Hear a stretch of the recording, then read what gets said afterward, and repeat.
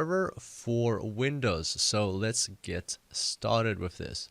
Now, the first thing we're going to need is a browser. So there we go. Chrome is my browser, and I'm going to look for MS SQL Server. If you let it load, here you'll see a couple of links. The one you need is actually this one. So where in the URL you've got SQL Server 2016, or at the time when you're watching this video, it might be a bit of a later version, but you can go ahead and install that one. So basically the latest version should be fine.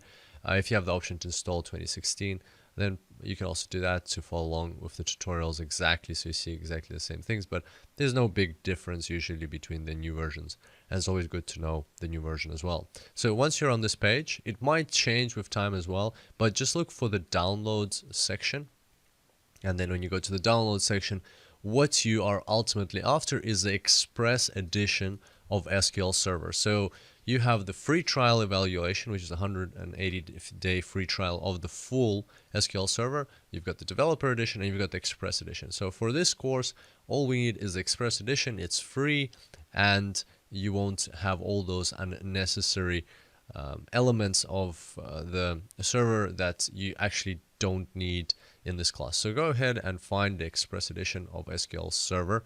Right now, the latest one is SQL Server 2016 Service Pack 1.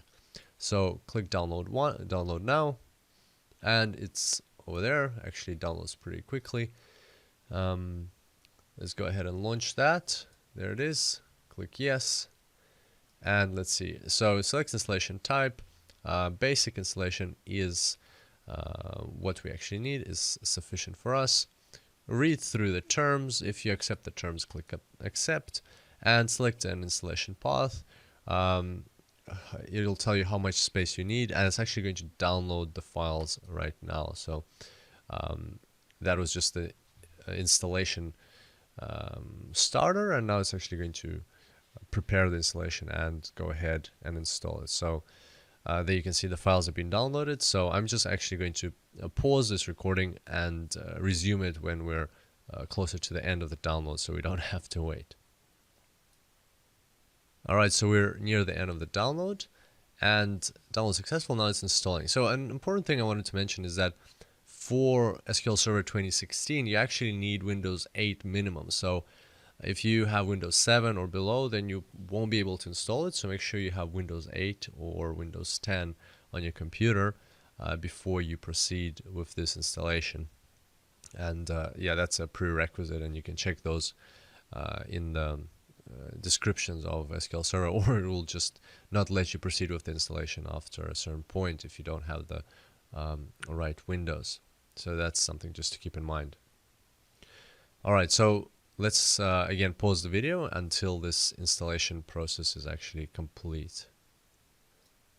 Alright, so the installation is progressing, and here we've got installation has completed successfully. So here's got some pathways which you can specify. I prefer to leave them as default, and that way I'll know that it's all set up correctly. If you want to change anything, and then feel free to explore this further, but I'm just going to click leave it as it is. Close.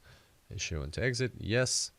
And at this point you need to restart your computer for the installation to complete successfully. So I'm going to go ahead and restart my computer, and then we'll continue with this video. Alright, welcome back. The computer has been restarted, and now what we've already installed is Microsoft SQL Server. And in order to interact with Microsoft SQL Server, we're going to need to install a...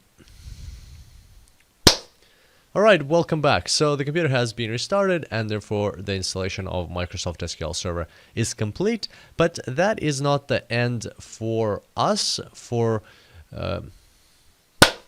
that is not the end of our installation process, because in order to interact with the database that we've just installed, we need a studio, a program that will allow us to manipulate the databases and program and do exactly what we need to do in these tutorials. And the situation is similar to what we have with PostgreSQL. So we have PostgreSQL, which is a database, the engine itself, and then you've got pgadmin, which is the visual interface which allows you to interact with PostgreSQL.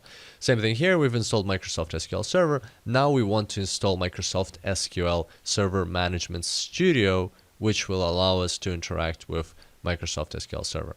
So let's go ahead and install that. We're going to go to the browser and we're going to search for MS SQL Server, there it is, Management Studio.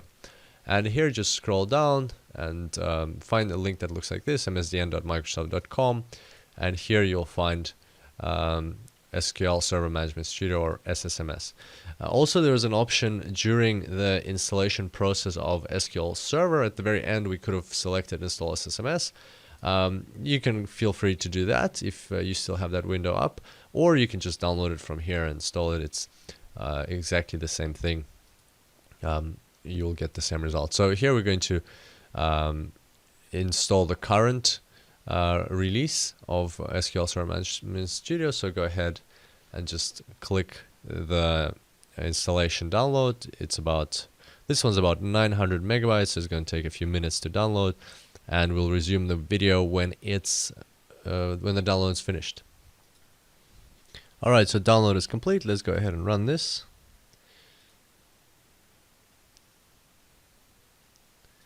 All right, Microsoft SQL Server Management Studio install. Yes. And let's give it a second. Actually, it's going to take more than a second. So once again, let's resume the video once there's some progress. All right, so installation has been completed and now we're done. So we can just click close here. And voila. So now we can go and launch Microsoft SQL Server Management Studio. So let's have a look what this looks like. This is the taskbar, and here just type in something like Microsoft, or even better, SQL. There you go. So SQL Server Management Studio. So you can actually, what you can do is pin to taskbar, what I normally do, and that way it's always here. So you just click on it. All right, so now let's launch SQL Server Management Studio and give a second. There it is. So everything is set up. Just click connect here and voila, everything's working. So the setup is complete, and in the next tutorials we will learn how to start working inside Microsoft SQL Server. Can't wait to see you next time. Until then, happy analyzing.